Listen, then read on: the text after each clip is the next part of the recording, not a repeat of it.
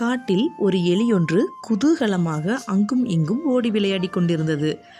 அதே சமயம் அந்த காட்டின் ஒரு பகுதியில் ஒரு சிங்கமானது ஓய்வு எடுத்து கொண்டிருந்தது. அது களைப்பாறுவதற்காக சற்று நேரம் கண்ணயர்ந்து உறங்கியது. ஆனால் அந்த நேரம் அங்கு விளையாடி கொண்டிருந்த எலி தவறுதலாக சிங்கத்தின் மீது ஏறி ஓடியது.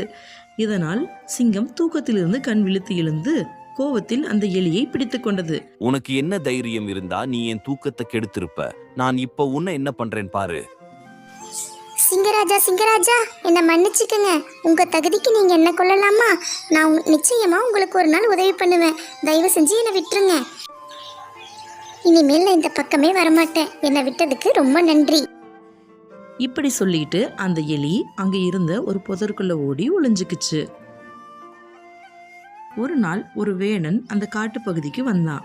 வந்த அந்த வேடன் இதுல இன்னைக்கு ஏதாவது ஒரு விலங்கு நம்மளுக்கு மாட்டியே ஆகணும் அப்படின்னு நினைச்சுக்கிட்டு ஒரு வலைய அவன் விரிச்சு வச்சான்.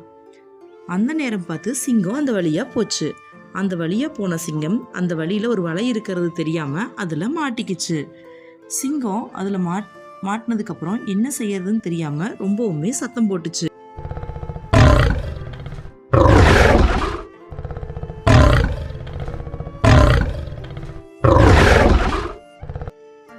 அந்த சிங்கத்தோட கர்ஜனை சத்தம் அந்த காடு முழுக்க கேட்டுச்சு. அதை கேட்டு அங்க ஓடி வந்த எலி உடனே தன்னோட பற்களால அந்த கயிற்றை கடிச்சு சிங்கத்தை அந்த வலையிலிருந்து காப்பாத்திருச்சு. எலியாரே, நான் கூட உன்னால எனக்கு என்ன உதவி செய்ய முடியும்னு நினைத்தேன்.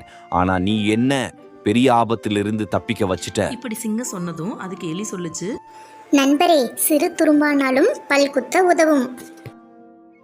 இந்த கதை உங்களுக்கு பிடிச்சதுன்னா மறக்காம நம்ம வீடியோவை சப்ஸ்கிரைப் பண்ணுங்க, லைக் பண்ணுங்க. ரொம்ப நன்றி.